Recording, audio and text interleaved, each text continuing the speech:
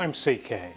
Tonight we've got a cute little one, a traffic light kit from Whadda. I'm actually re-recording the intro because after I put it together and looked at the video, my side camera did not work. So we're going to be only seeing video from the top camera, and that also means that the sound is not going to be my usual quality. I apologize for that. But it is a fun kit, and I think you'll have fun looking at it, and a youngster would really enjoy putting it together. Hope you enjoy the video. Here's the box.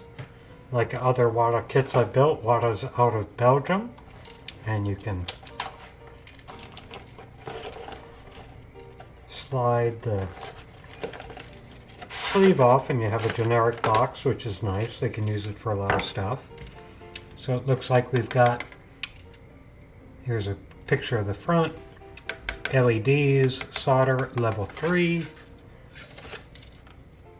adjustable delay, 12 LEDs, 3D PCB, realistic operation, 9-volt battery needed, and you need a soldering kit.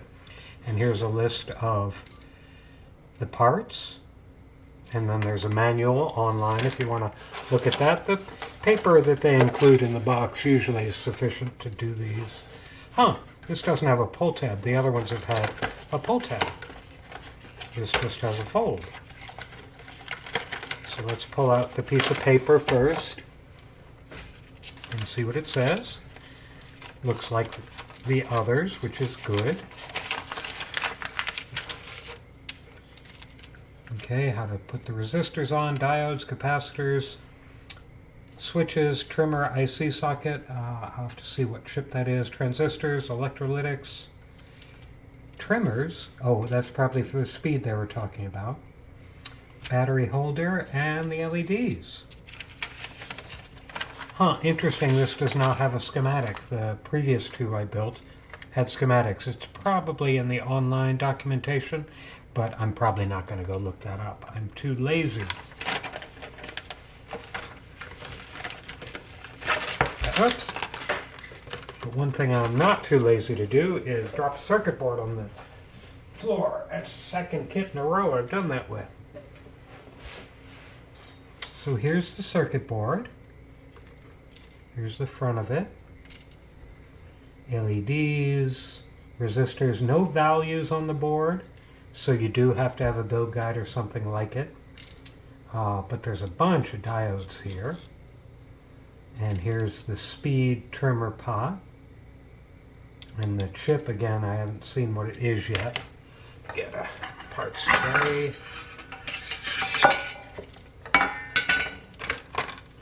Or battery holder for the 9-volt battery. Let's see what we got in here. Let's see if I can open a simple bag. Yes, I was successful tonight. That's where.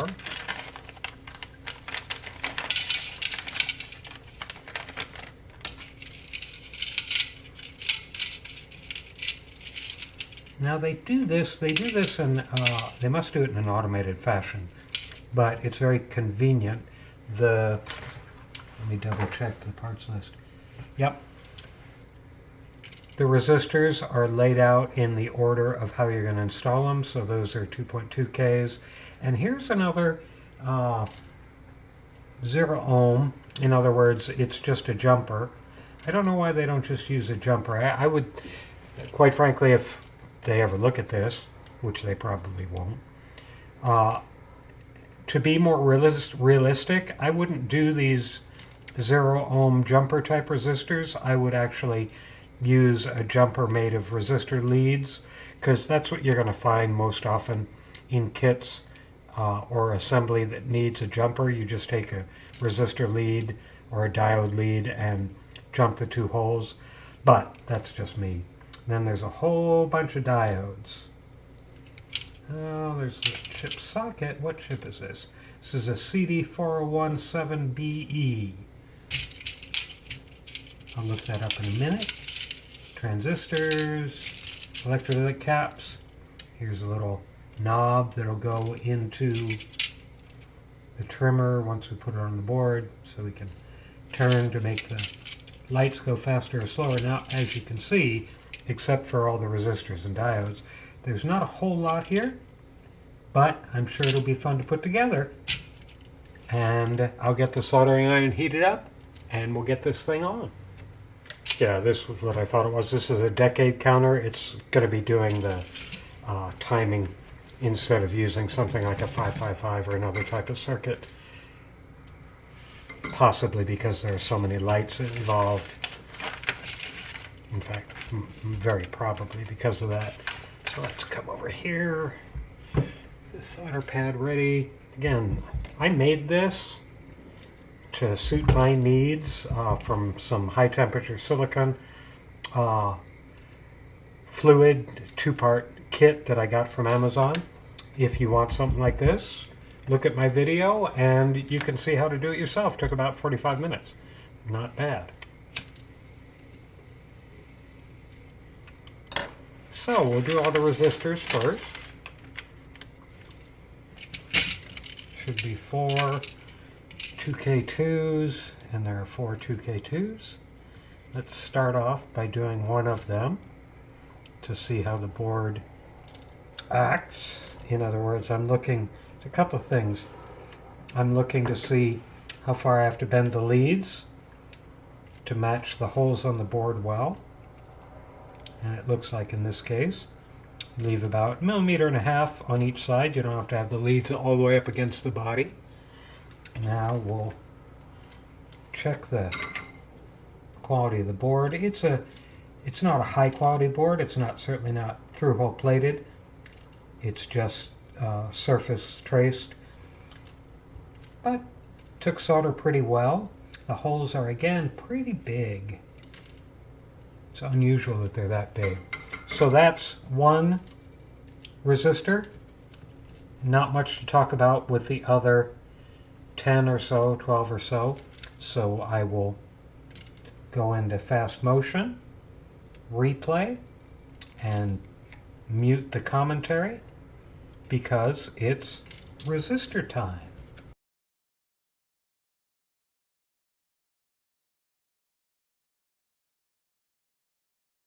That's all the resistors, even though I haven't soldered the last 3 yet, because I'm going to go ahead and put all the diodes on.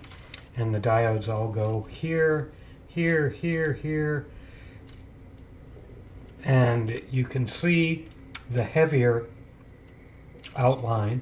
This is thin, this is heavy. So the heavy side corresponds to the black stripe on the diodes. As always, make sure you get that right or things will be bad. And one thing to note on this board is all the diodes go the same way with the black stripe facing the same way except D13. D13 is pointing that way. So don't get in a habit of just saying, oh, all the black stripes are going to the left, and then find out later when you do D13 going to the left, oh, that was bad, that was wrong. It's one of the little things that if you're assembling something, and I'm going to put this one in just right now so I don't forget. When you're doing an assembly with a lot of similar parts, you can almost get into a trance, I'll say, of just, oh, they all go in like this, they all go in like this, and forget one of them is different. You didn't look at the board right, you just kind of spaced out. I've certainly done it, and then you have to go back in and repair it later, or even worse, it doesn't work and you have no idea where to start. Though I will say, in any electronic kit that contains diodes, if it does not work, the absolute first thing you should check is make sure that the diodes are all oriented correctly. Because if they're in backwards, particularly if they're power protection diodes, they will be doing their job in blocking current. So just a tip, if something doesn't work, diodes first. Well, accurate power first, but then diodes. So I'm going to go back into fast motion because, again, not much to say about diodes beyond what I've just said.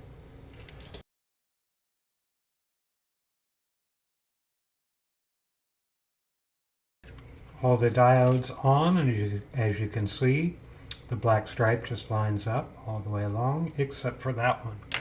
Now we'll do the two capacitors. These are 100 nanofarad or 1/10 of microfarad. And the way I cut them, I just cut them off the paper. I don't fight these out because I end up bending the leads and getting all aggravated. And they go here. They're decoupling caps. They're smoothing caps. They, whatever you want to call them, they ensure that the power to the chip is relatively stable, absorbing and releasing just little bits of energy to the chip. They're not massive storage, of course. And we're going to put the, because for more massive storage you use your electrolytics. I also want to put the switch on now, and I'll go ahead and solder that down right now so it doesn't get all, because it doesn't have pins to solder and bend over. That means it'll flop around. And that's flat.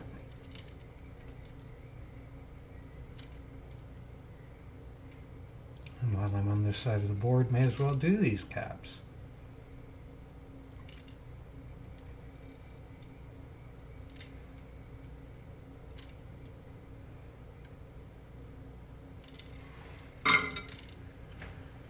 Now I'll put the trimmer on. Can't put it on wrong. Well, you could, but it'd be really hard.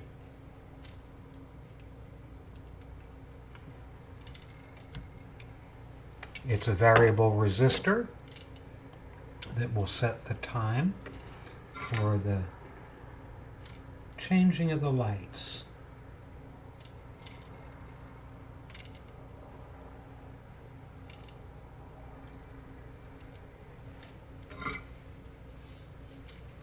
Now we'll put the IC socket on. It's got a notch and a notch on the board. So the way I do these is I put it on the board, rest the board and the socket on my pinky. Actually, I would use two,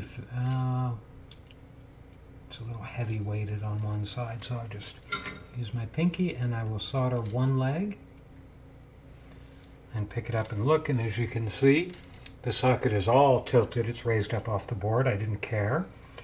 So what I will do is heat that solder up again, push on the socket, let the solder cool, and as you can see, flattens right out to the board. Very quick and easy. What's next? Now we'll do the transistors. There are two, actually there are three. There are two 547s, which is what I have first. I will put them on first. They are T1 and T2. Interesting that he calls them T1 and T2. Typically, resistors on circuit boards are referenced as Q. Like typically this would be Q1 and Q2. So in the future, if you move on, doing more stuff, expect to see Q instead of T. Bending the middle leg back a little bit, if I can get it. Then there's a flat spot on the printing on the circuit board, and that flat spot on the transistor needs to face that. So let's get the last transistor.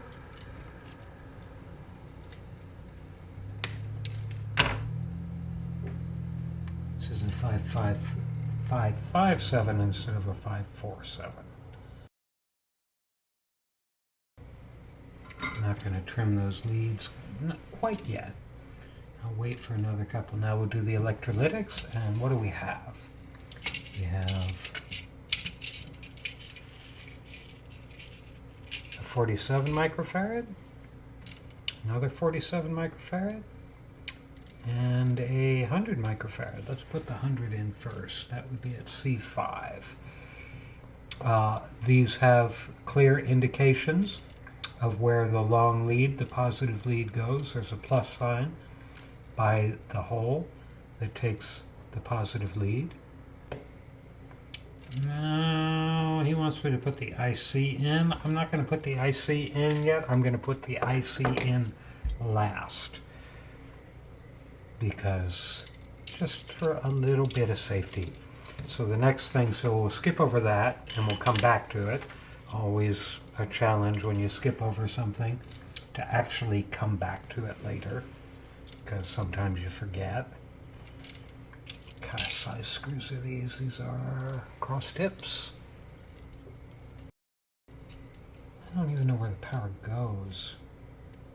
Oh, there it goes. Okay. So we want to feed the wires through. We're going to feed the wires through this hole in the circuit board, like so, because they're going to be soldered into that hole there and that hole there. But we want this box on the back. Now we have to line up the, we want it down far enough so that it can be kind of a base for this thing. So we got to feed some wire back through, line up the holes. There's one hole there, so we'll do that one first.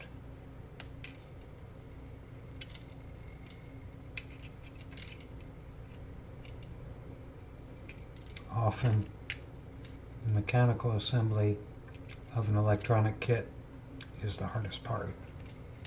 These don't take nuts, they're tapping directly into the plastic of the battery box. And there's another hole here for this screw.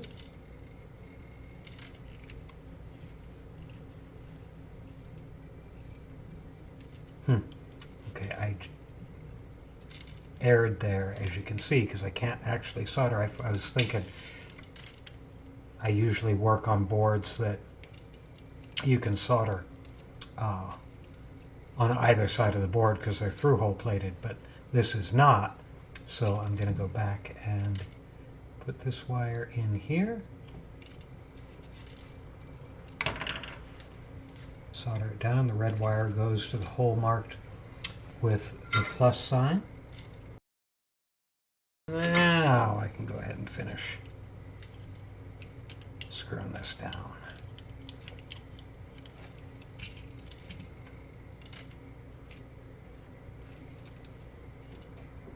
Yes, I could trim these wires to be not having a big old loop, but I didn't want to take the time to do that tonight.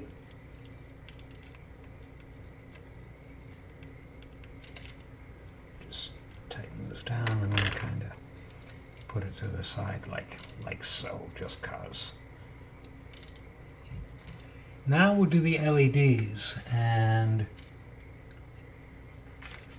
we're going to want these to go in two different ways. So obviously, as we look, where did I put the box? Where did I put the box?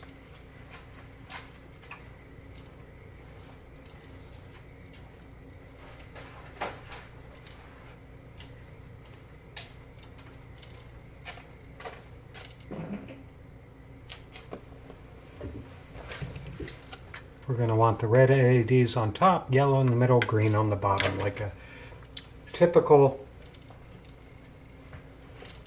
traffic light in most countries.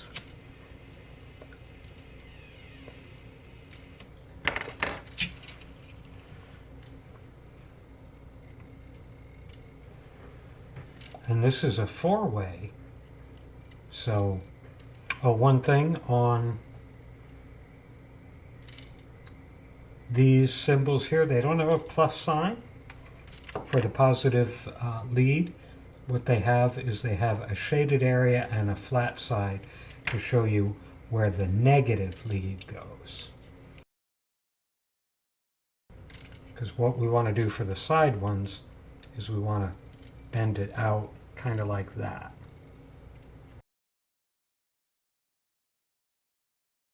This one is pretty good, so I'm not going to mess with that. This one is also pretty good. The green one is all out of whack, so I'll heat that up again and get it right into the space I want it to be in. Now I can do the other leads.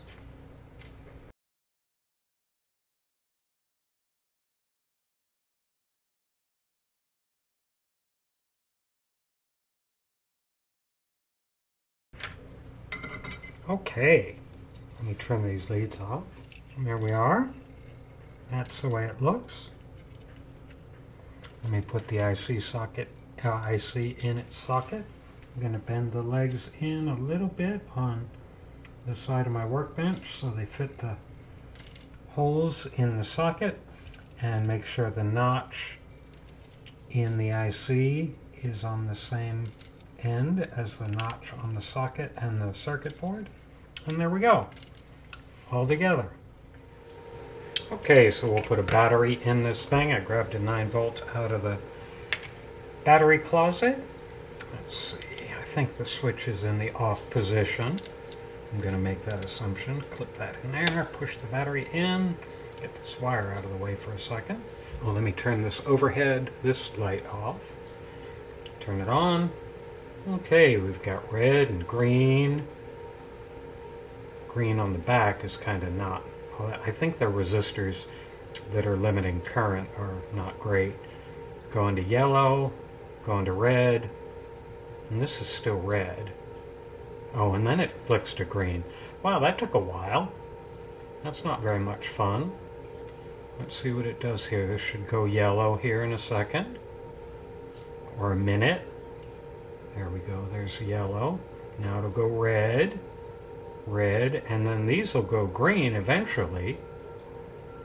There we go. Gosh, let me play with the rheostat. See if I can get the timing faster.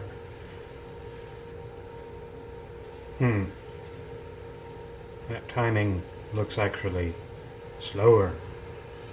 So I was on the fastest setting, which kind of makes sense for a traffic light. Of course, they don't go rapidly. But this is way slow. This is like...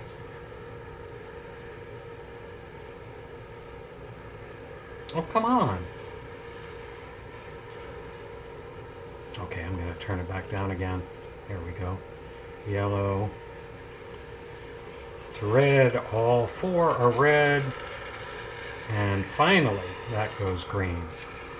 So it goes slowly, and it's not really in sync.